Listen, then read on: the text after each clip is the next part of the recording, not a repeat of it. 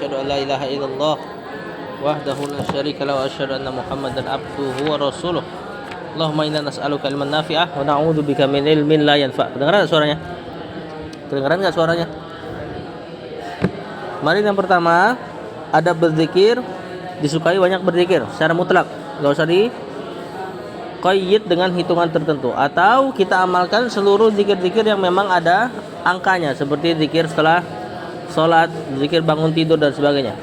Yang kedua, al-ikhlasu fi dzikri, ikhlas dalam berzikir, mengharapkan pahala. Ya. Yang ketiga, istihbabuz zikri ala taharatin, disukai berzikir dalam keadaan suci. Masih ingat enggak kenapa dalilnya ini? Apa?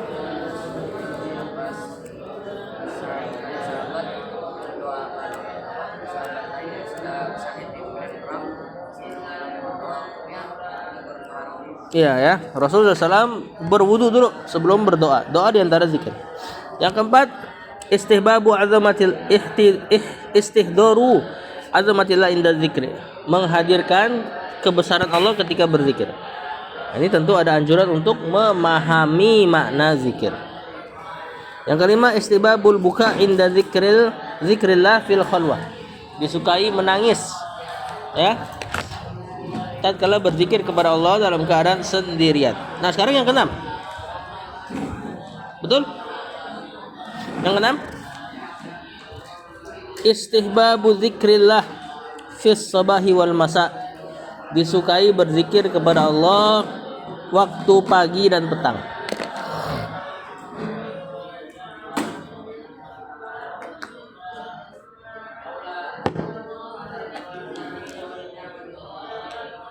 Di mana waktu pagi dan petang yang dimaksud? Setelah sholat subuh sama setelah sholat asar. Lewat dari itu bisa gak?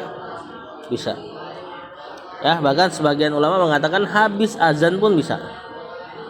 Cuma kurang afdol kalau antum zikir di situ. Habis azan langsung zikir pagi. Nanti malah nggak sholat qobliyah nanti takutnya.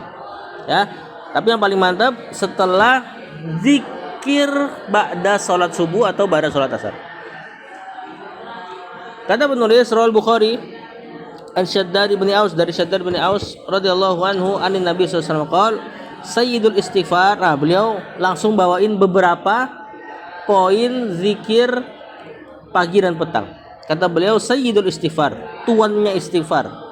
Apa sih tuannya istighfar? Maksudnya istighfar yang paling afdol adalah ucapan Allahumma anta rabbi, ya Allah engkau adalah Rabbku. La ilaha illa anta, tidak ada ilah yang berhak kecuali engkau. Khalaqtani wa ana abduka, engkau menciptakanku dan aku adalah hambamu. Wa ana ala ahdika wa wa'dika, aku berada di atas janjimu. Dan ikrarmu, aku berada di atas janjimu. Mastata'tu, sesuai dengan kemampuanku. Nah, ini ucapan seorang hamba yang merendah. Dia katakan, ya Allah engkau yang ciptain aku berada di atas janjimu, aku tunaikan semampuku. Abu ulaka bi nikmatika, aku mengakui semua nikmatmu kepadaku. Ya. Alayya, atasku, wa abu ulaka bi dzambi, dan aku di samping itu juga mengakui dosaku kepadamu. Lihat. Aku akui nikmatku yang banyak, nikmatmu yang banyak kepadaku, dan aku akui juga banyaknya kurangku. Ya, ini dari sisi dosa. Faghfirli, maka ampunilah aku. Ucapan istighfarnya cuma segini, faghfirli. Yang tadi di depan muqaddimah, dan ini penting ya, muqaddimah seperti ini ketika berdoa penting. Ketika antum minta sama Allah, misalnya minta apa? Misalnya apa yang sering antum minta? Masa duit sih? Ayo udah, duit deh, nggak apa-apa. Uang jajan ya, mungkin penting bagi antum. Nah, antum nggak apa-apa tuh mengatakan, ya Allah, aku butuh jajan. Aku tinggal di pondok, kalau nggak jajan jenuh. Kalau jenuh misalnya kurang semangat menghafal, itu diungkapkan nggak apa-apa. Ya, Allah senang ketika doa kayak gitu. Ketimbang, ya Allah aku butuh duit, ya Allah uang jajan misalnya. Terlalu to the point, kurang ijabah.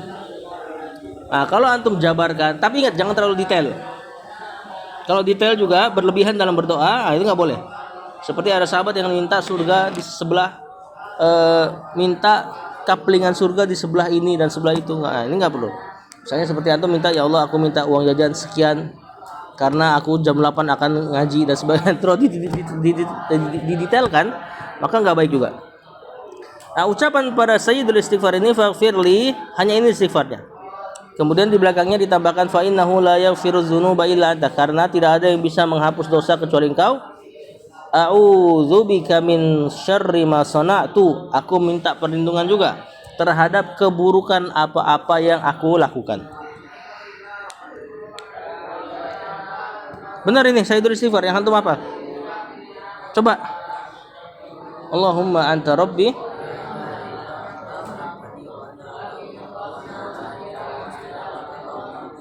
a'udzubika min syarri ma sana'tu wa abu'u laka bi ni'matika alayya wa abu'u bi dhanbi faghfirli fa innahu la yaghfiru dzunuba illa anta. Tadi ucapan a'udzubika min syarri ma sana'tunya diakhirkan kalau di riwayat ini. Bisa kita ucapkan duluan kan? Aku berlindung kepadamu dari buruknya perbuatanku. Dah, dapat ya makna doa ini ya. Antum merendah dulu, memuji Allah, mengakui kekurangan. Nah, ini penting nih, mengakui kekurangan. Baru kemudian minta ampun atas segala dosa.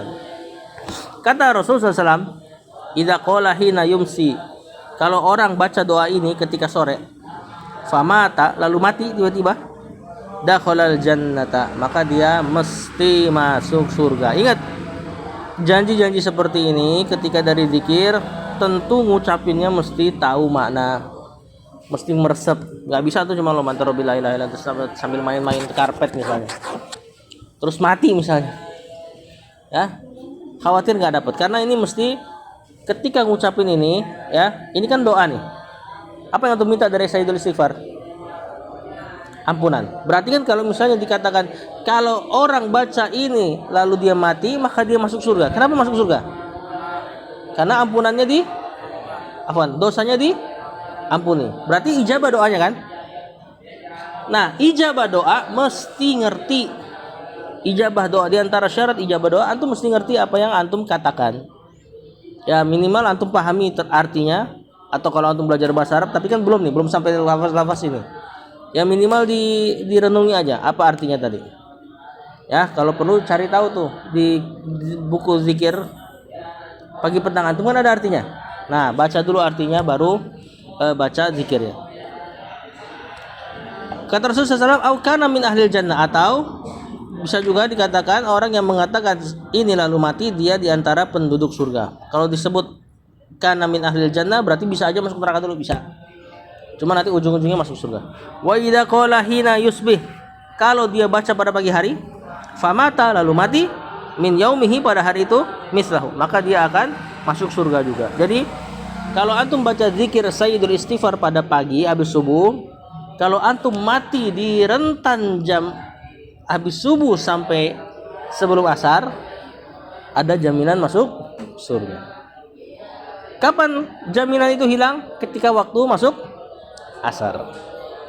Tapi nanti setelah asar ngapain? Baca doa ini lagi kan? Berarti ada jaminan surga dari rentan asar sampai waktu subuh. Makanya disukai baca-baca doa ini di awal waktu. Habis zikir ba'da sholat langsung baca zikir pagi petang. Biar keutamaannya langsung dapat. Kalau misalnya kayak tadi zikir pagi petang kan boleh dibaca setelahnya. Menjelang maghrib misalnya nih. Antum baca zikir petang menjelang maghrib. Gak taunya umur antum gak sampai situ. Berarti jaminan surganya gak ada nanti. Ya. Warawa Muslim, meriwayatkan Imam Muslim fi sahihihi an Nabi Hurairah, dari Abu Hurairah radhiyallahu anhu qala Rasulullah SAW, Rasul bersabda, man qala hina yusbihu, barang siapa yang membaca tatkala pagi, au hina yumsi, atau membaca waktu sore. Nah, siapa yang baca ini waktu pagi dan sore, apa bacanya? Subhanallahi wa bihamdih, maha suci Allah dari aib-aib, wa bihamdih, dan aku memujinya, mi'ata marratin, 100 kali, lam ya'ti ahadun yaumal qiyamati bi afdhala mimma ja'a bihi illa ahadun qala mithla ma qala aw zada alaihi, maka akan datang pada hari kiamat, maka tidaklah datang pada hari kiamat seorang pun dengan hal yang lebih afdol daripada apa yang ia lakukan ini. Barang siapa baca subhanallahi wa bihamdi 100 kali pagi atau sore, maka tidak datang seorang pun pada hari kiamat yang dengan mendatangkan yang lebih afdol daripada apa yang ia datangkan ini. Illa ahadun, kecuali ada orang lain, qala misla ma qala, dia mengatakan apa yang dia katakan, apa yang si orang pertama katakan tadi, auzada alaihi, atau boleh ditambah. Nah, kalau nambah zikir berarti jangan dihitung. Kalau mau dihitung sesuai dengan angka yang Nabi SAW tetapkan. Coba di antara antum yang masih zikir pagi petang.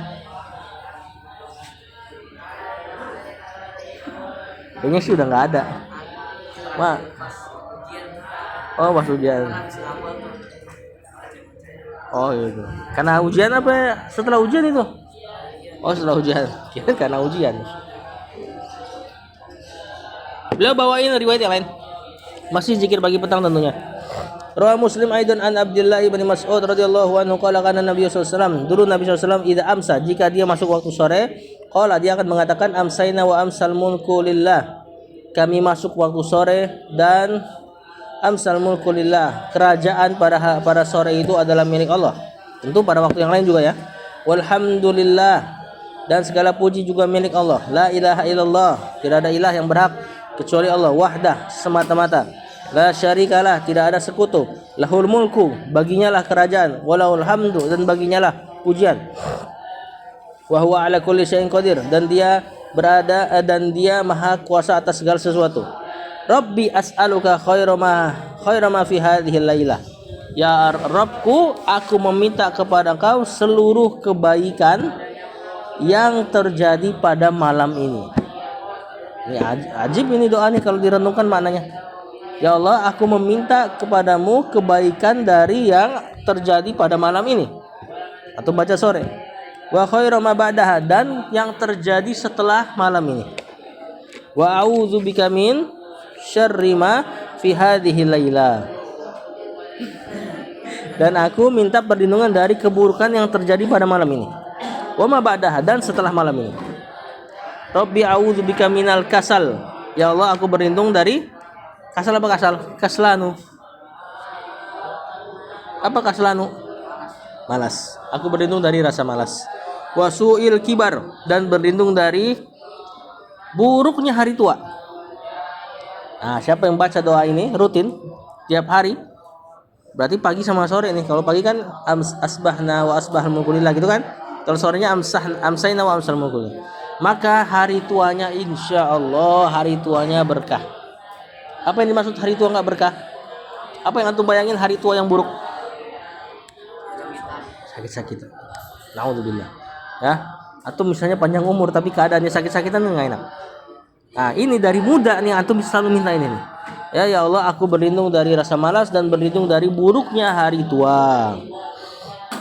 Ya, di sini kata pensyarah di antara buruknya hari tua pikun.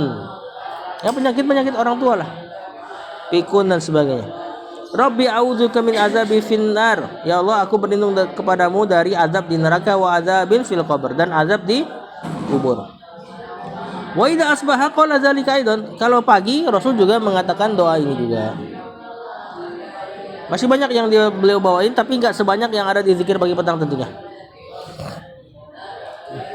Kata penulis rawa Abu Daud wa Tirmizi wa qala hasan sahih an Aban bin Utsman. Nah, ini penting nih.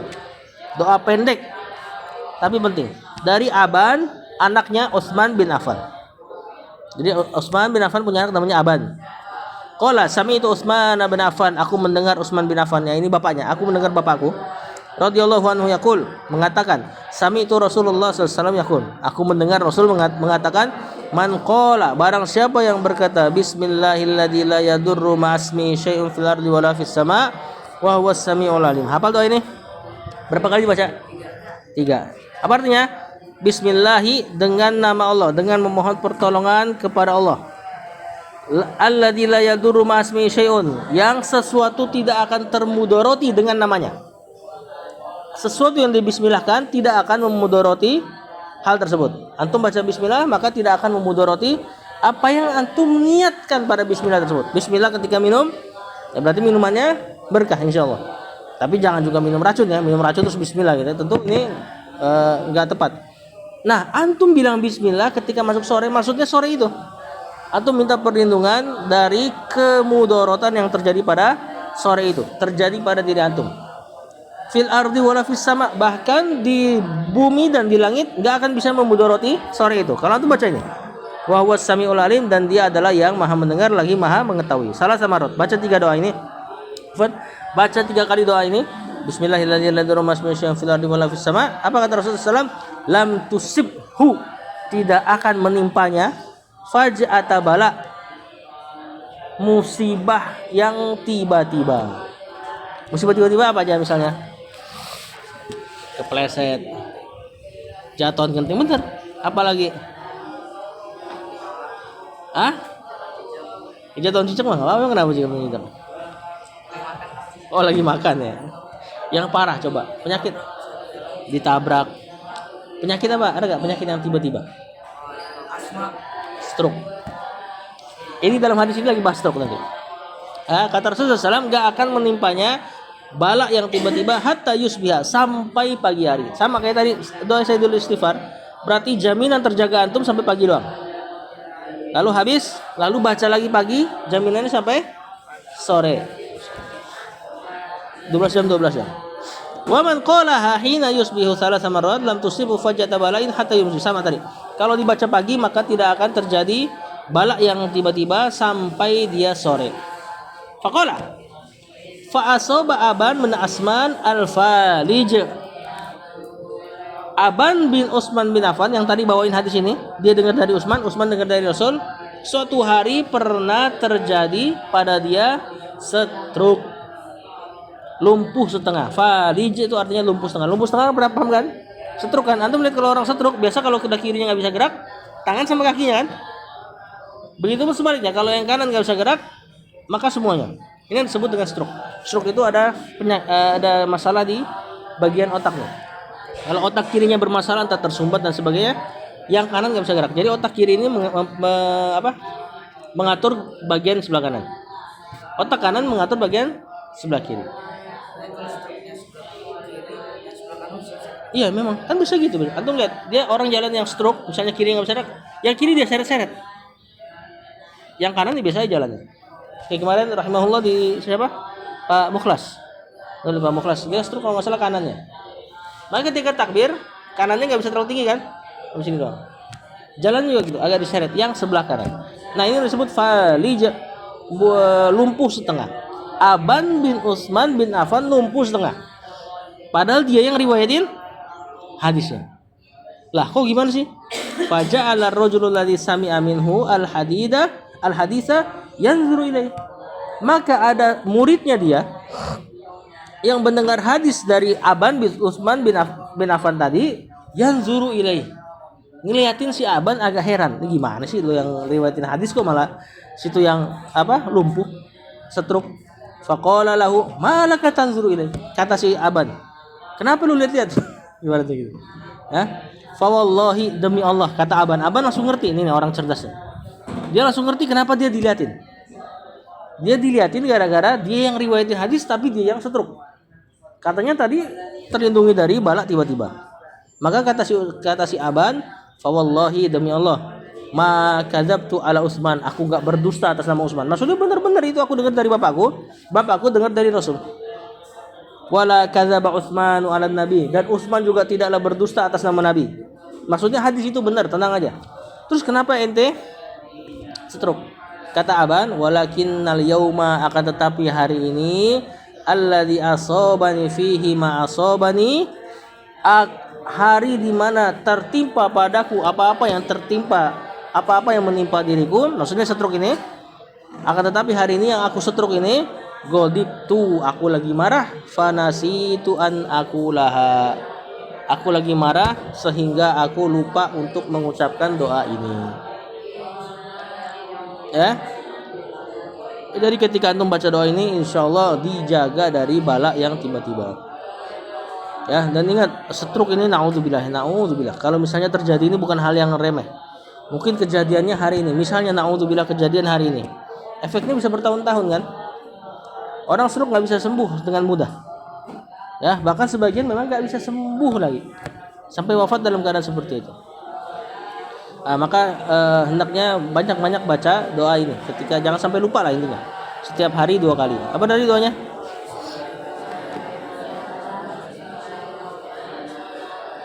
Wa wassalamu. Renungi maknanya dengan nama Allah yang tidak bisa memudarati sesuatu, bersamaan dengan namanya di langit dan di bumi, dan dia adalah yang maha mendengar lagi maha mengetahui. Kemudian beliau bawain lagi Rawi Muslim an Abi Hurairah radhiyallahu anhu qala annahu qala ja'a rajulun ila Nabi, datang seorang laki-laki kepada Nabi sallallahu alaihi wasallam, faqala ya Rasulullah malakitu min aqrabin ladaghatni albarihata. Ya Rasulullah,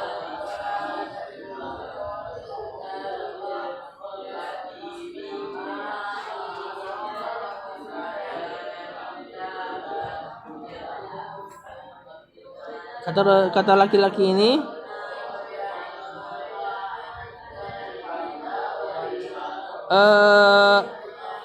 intinya dia tersengat oleh akrab. Akrab ini apa? Kalajengking ya, yang ada sapi terus ada ekornya itu. Nah, laki-laki ini digigit oleh kalajengking.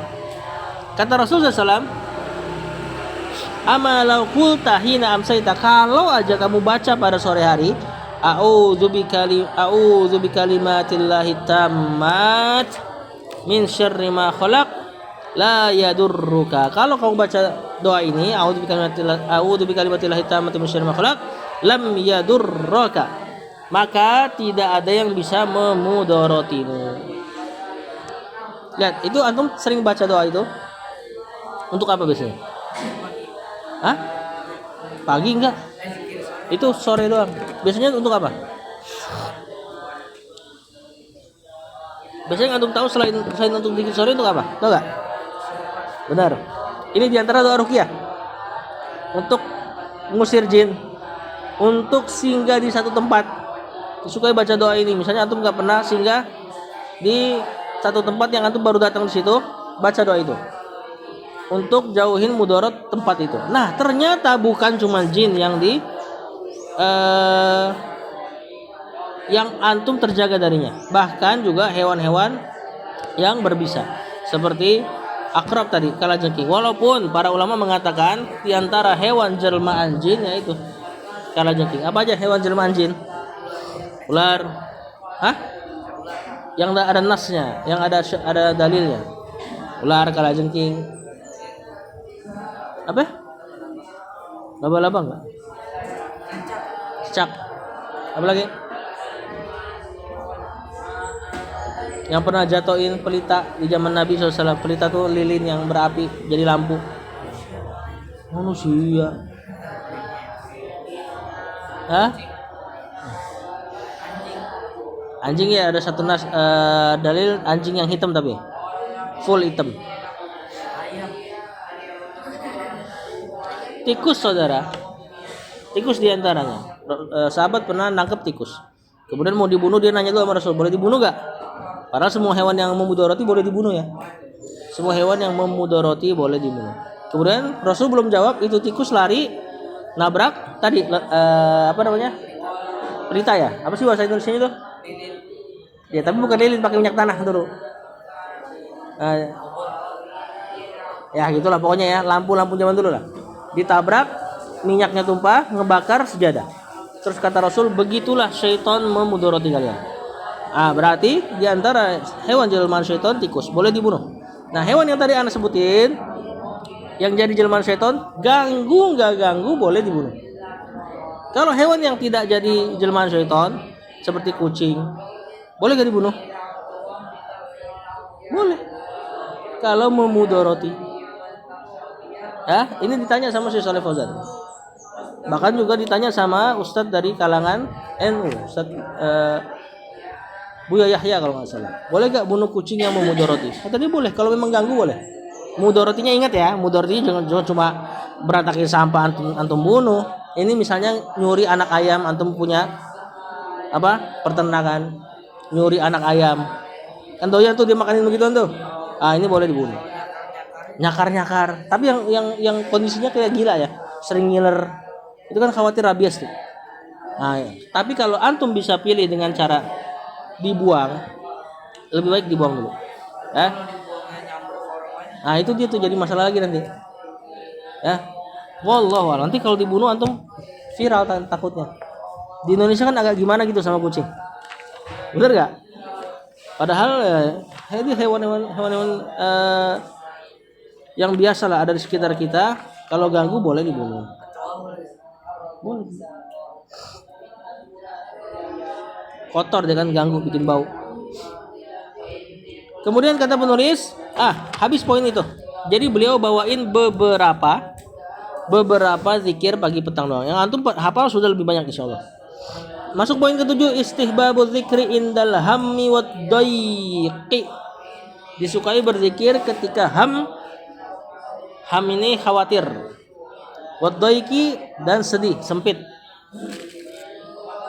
Jadi disukai berzikir ketika antum dalam keadaan sedih terhadap masa lalu, ini yang disebut dayq, sempit, atau ham, sedih terhadap masa depan. Yang bahasa kita khawatir, cemas. Nah, di sini tentu makna zikir di sini antum bisa pilih zikir apa aja. Atau ketika lagi dalam keadaan sempit atau cemas, ingat Allah. Makna zikir kan diantaranya ingat. Ya, insya Allah akan lebih tenang.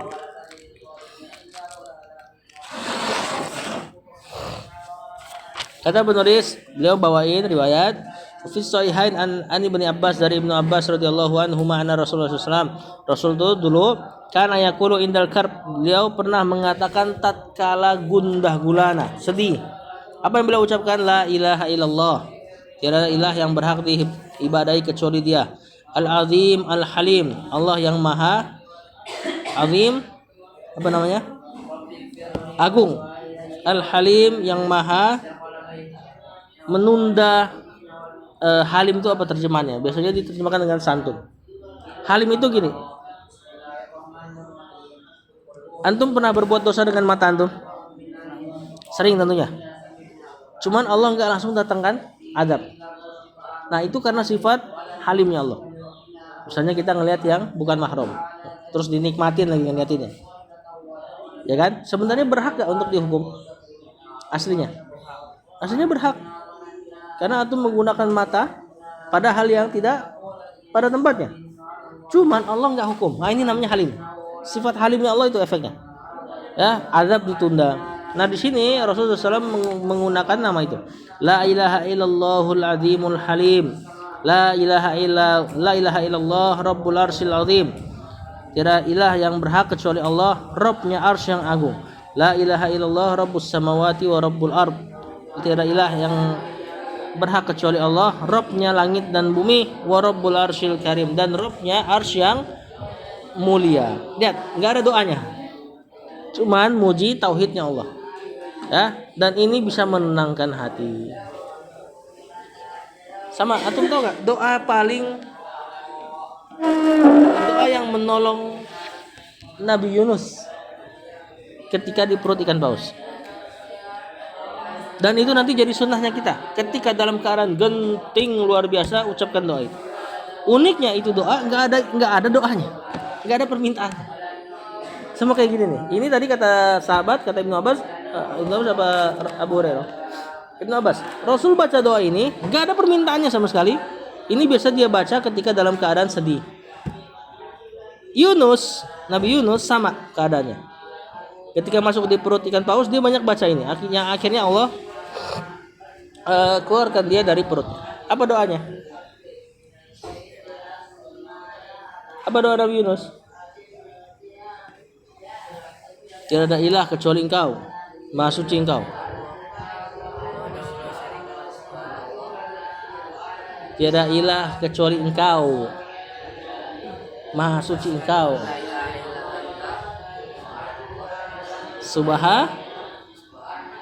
Maha Suci Engkau. Nah, itu dia. Ya. Dipancing sama siapa? Kau tadi.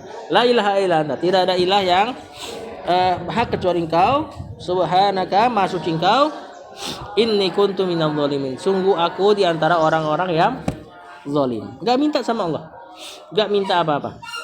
Ya, tapi ketika mengucapkan kalimat tauhid maka besar faedahnya. Yang kedelapan, istibabul dzikri inda iyadatil marid, disukai berzikir tatkala mengunjungi orang sakit.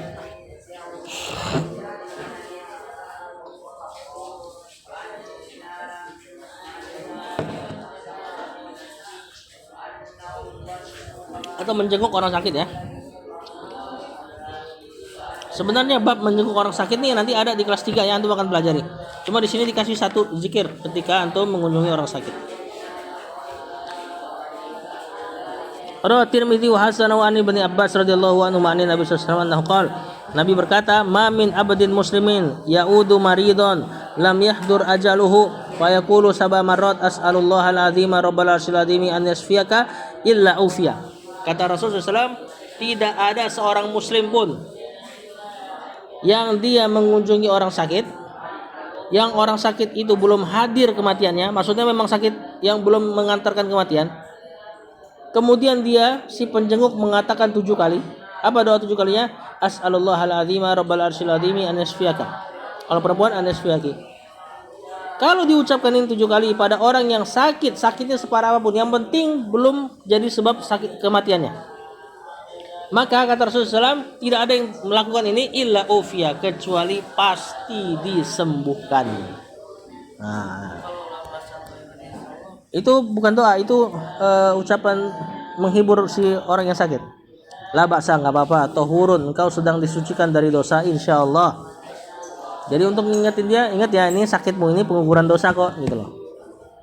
Nah, kalau ini minta kesembuhan, as'alullahal azim, aku meminta kepada Allah yang azim, yang agung, rabbal arsyil azimi, Rabbnya arsy yang agung, an yasfiyaka, untuk menyembuhkan kamu.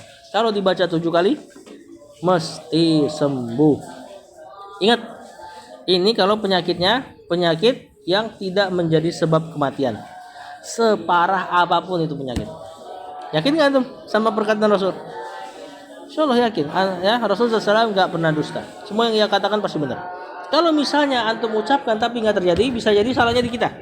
Kitanya pas baca kurang yakin, atau kita nggak ngerti artinya. Ingat tadi, doa ijabah ketika tahu artinya. Nah, tapi kalau penyakitnya memang penyakit yang menghantarkan kematian, walau seringan apapun, doa itu nggak ngefek. Paham? Nah, tapi kan kita nggak tahu penyakit mana yang orang terhantarkan kematian dengannya, benar nggak? Ya baca aja, ketika jenguk baca ini. Ini yang bacain orang, bukan dia, bukan si dianya sendiri. Kalau dianya sendiri nanti ada dalil lain. Ya, yang bismillahirrahmanirrahim. Nah, itu untuk meruqyah diri sendiri. Adapun ini adalah si orang yang menjenguk orang sakitnya. Apa? Hafal nggak tadi? As'alullahal azima rabbal arsyil azimi an yasfiyaka. Pendek insyaallah. Ya, coba ditulis deh, ini penting ini. As'alullahal azima rabbal arsyil azimi an yasfiyaka. As'alullahal azima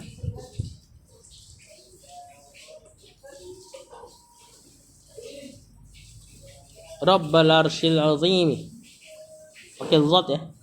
As'alullahal azima rabbal arsyil azimi an as'alullaha al-azima rabbal arsyil azimi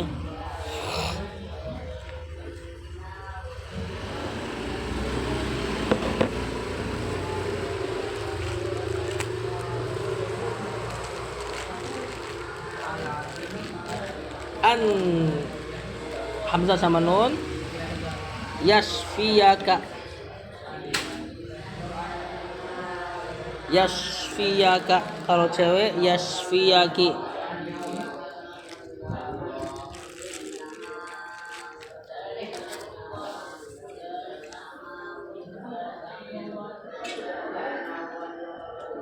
Udah?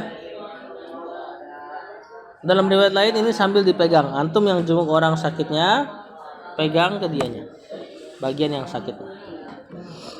Kalau cowok sama cowok ya. Kalau bukan mahram ya tentu nggak boleh. Terus gimana kalau antum yang sakit? Ajarin orang untuk baca ini. Ya.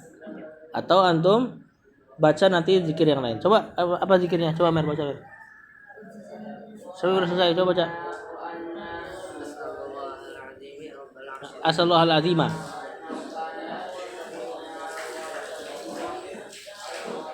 Coba ulang.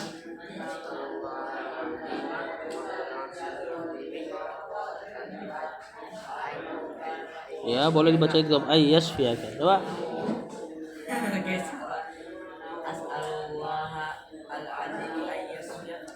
Rabbal arsyil aziminya. Ada ucapan kedua. Coba. Ya nanti dicatat ya.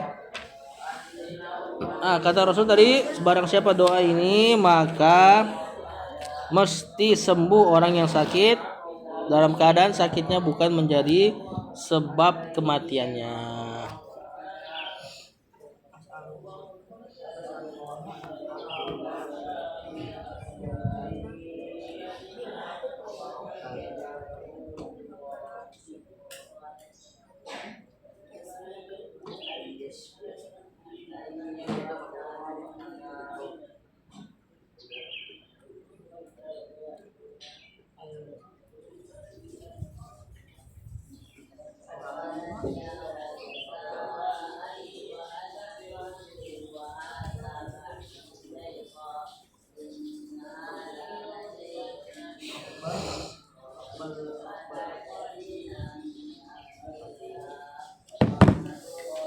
Dah, kita lanjut.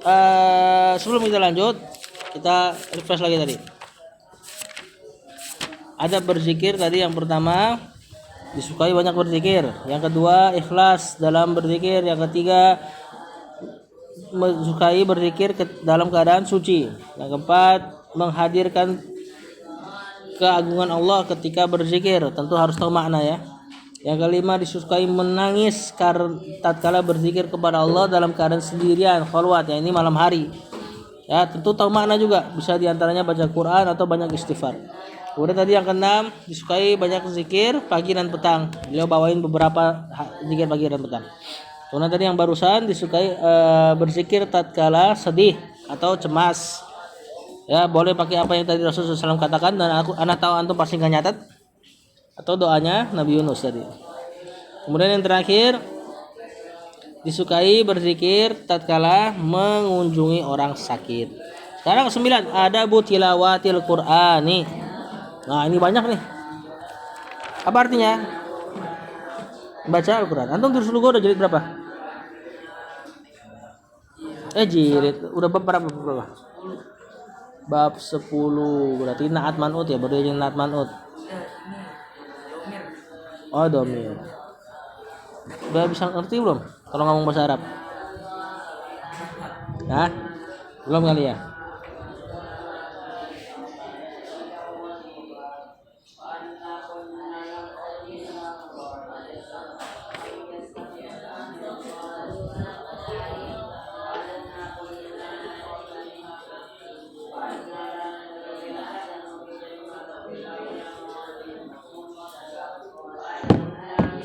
Yang pertama, apa sih adab membaca Al-Qur'an? Di sini tilawah Quran, adab tilawah Quran atau adab baca Quran. Kenapa baca Quran pakai lafaz tilawah, bukan lafaz qiraah? Sering dengar kan tilawatul Quran, bukan qiraatul Quran. Tilawah itu diambil dari kata berikutnya, at-tali. At-tali itu artinya yang berikutnya. Kenapa? Jadi makna baca. Maksudnya adalah antum disukai ketika baca Al-Quran diikutkan dengan ayat selanjutnya. Paham gak? Jadi bukanlah baca Quran misalnya a'udzubillahi minasyaitonirrajim, bismillahirrahmanirrahim, udah selesai. Atau baru baca satu ayat. Atau alif lam mim, udah tutup Qurannya. Ini bukan tilawah. Tilawah itu antum ikutkan dengan ayat selanjutnya. Maksudnya disukai untuk baca terus menerus. Ini makna pertama. Yang kedua, kenapa disebut dengan tilawah? Tadi tilawah itu artinya next. Bahasa Inggrisnya next. Ya. Antum disukai ketika membaca Al-Qur'an menextkan bacaan antum dengan amalan. Jadi yang dibaca diamalkan gitu loh maksudnya. Ya, jadi Al-Qur'an ini bukan cuma 100% tentang tajwid. Walaupun tajwid penting. Ya, tujuan utamanya tentu Al-Qur'an diturunkan untuk ditadabburi, dimengerti, diamalkan.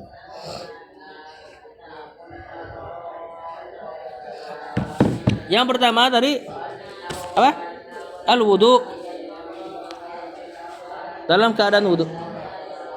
Ada baca Quran yang pertama wudu, dalam keadaan wudu. Rotobroni wa sahahahu al-Albani an Ibni Umar radhiyallahu anhuma an Nabi sallallahu alaihi wasallam, bahwasanya Nabi sallallahu alaihi wasallam qala, berkata, la yamassul Qur'ana illa tahirun.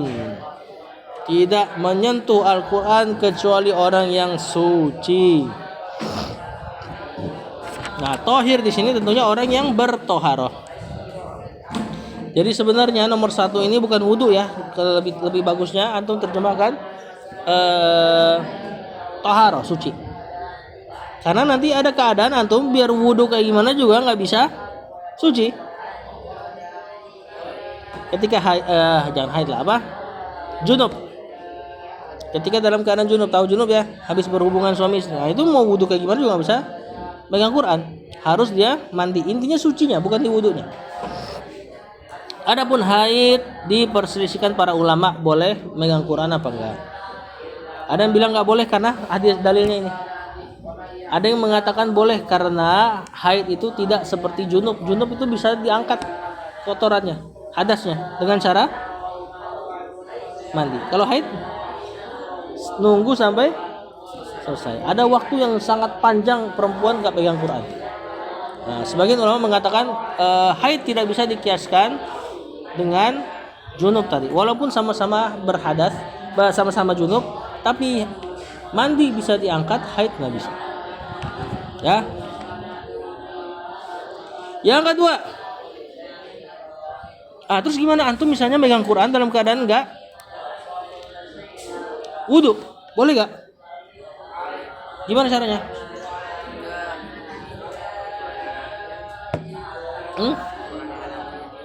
Quran yang ada artinya atau yang bukan mushaf. Mushaf itu yang benar-benar Quran tok isinya. Atau artinya lebih kurang dominan. Termasuk mushaf juga, Al-Quran tapi artinya sedikit banget dibanding lafaz ininya, kalamullahnya. Nah, itu juga masuk ke mushaf, itu nggak boleh. Yang boleh itu misalnya kitab tafsir. Tafsir kan tafsirnya lebih banyak dari Qurannya nggak? Nah, ini nggak boleh. Ini bukan mushaf. Nah, sekarang kalau mushaf, gimana cara antum megang? Misalnya nggak wudhu, darurat. Pakai kain, ya, pakai penghalang.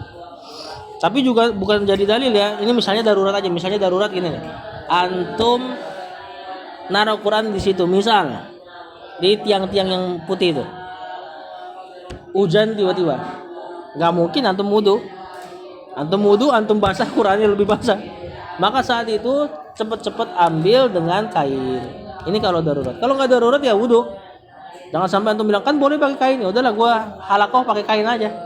Jangan seperti ini, ya. Yang kedua, istiqbalul qiblati. Mana istiqbalul qiblah? Menghadap kiblat. Ini adab ya, tentu ya. Ini adab, enggak jadi wajib. Kalau halakoh lagi muter ya udah, antum jangan gara-gara pengen ngadep kiblat, ustadznya di belakangin misalnya. Kalau halakoh kan muter keadaan. Tentu enggak sopan. Rotobroni fil awsat wa huwa hasan bi syawahidihi an Abi Hurairah, dari Abu Hurairah marfu'an secara marfu'.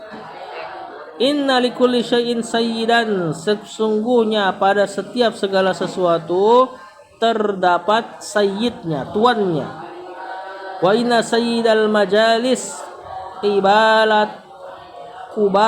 qiblah, dan sayyidnya majelis adalah menghadap kiblat. Nah, di sini dijelaskan menghadap kiblat adalah sayyidnya majelis. Tapi kalau perlu antum tahu, Rasulullah SAW ketika majelisnya pun beliau nggak ngadep kiblat. Dia ngadepnya nyamping. Cuma kalau bisa ngadep kiblat bagus. Tapi jangan sampai ditabrakan dengan adab-adab lain. Tadi misalnya ada di antara adab majelis ilmu antum menghadap kepada ustadznya. Ya, maka ikutin itu lebih baik.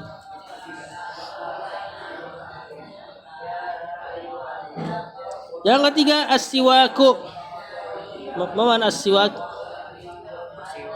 Bersiwak atau boleh antum kasih dalam kurung. Ya, sikat gigi. Baik dengan sikat gigi siwak atau dengan apa namanya?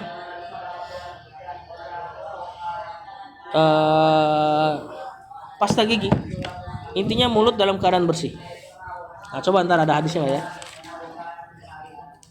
Rawal Bukhari, mereka Imam Bukhari an Aisyah radhiyallahu anha ani Nabi sallallahu dari Nabi sallallahu as-siwaku muthharatul lil fami. Siwak itu kebersihan bagi mulut, mardatul lirabbi, dan keridoan bagi Rabbnya. Siwak itu kebersihan untuk mulut dan keridoan bagi Rabb. Jadi Allah ridho terhadap orang yang membersihkan mulutnya. Penting ini, terlebih antum santri. Ya, kalau santrinya udah jarang sikat gigi apalagi orang awamnya. Ya, terlebih antum nanti sholat bareng orang-orang komplek dan sebagainya. Nah, itu dinilai itu kadang-kadang buruknya santri itu jadi standar. Misalnya nih, ada santri mulutnya bau ketika sholat. Yang lain ada non santri, orang biasa, badannya bau, mulutnya bau rokok ketika sholat. Kadang-kadang yang diomongin itu santri. Yang orang lain ya udah biasa aja, karena memang udah biasa. Ya, orang tuh belum siap ngelihat sesuatu yang putih seperti antum, santri ini kita anggap putih, terus ada noda hitam sedikit. Misalnya, orang belum siap ketika santri itu berbuat nakal. Tapi orang biasa aja kalau di sekolah umum ada yang nakal. Bener gak? Sekolah umum bukan ada lagi, banyak yang nakal. Contoh misalnya rokok. Santri ngerokok heboh gak? Heboh. Sekolah umum biasa. Berangkat sekolah aja megang rokok. Nah, maka hal-hal kecil seperti ini perlu antum perhatikan. Bersihkan mulut, pakai minyak wangi. Uang jajan dipakai enggak apa-apa buat ibadah itu. Ya, bersihin mulut dan minyak wangi ini diantara ibadah. Jangan cuma mikirin cemilan baik kerjanya. Ya, hal-hal yang sekiranya bisa membangun muruahnya santri antum lakukan, di situ ada pahala.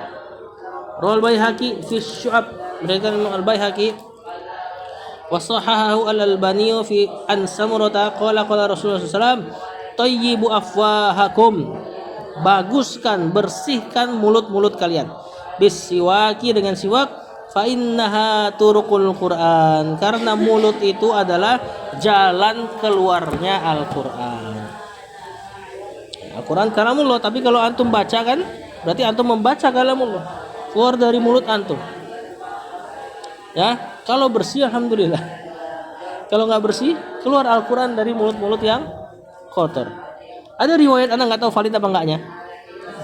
Malaikat itu ketika seseorang baca Quran, dia nyamperin ke depan mukanya.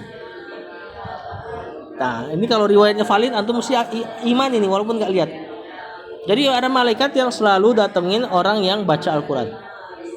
Dia dekatin sampai hidung dengan hidungnya dia, malaikat, kita nggak bisa lihat, nempel. Dan dia menghirup bacaan Quran antum, dihirup. Nah, itu dia. Coba bayangin bau jigong. Tentu malaikat nggak ada di situ.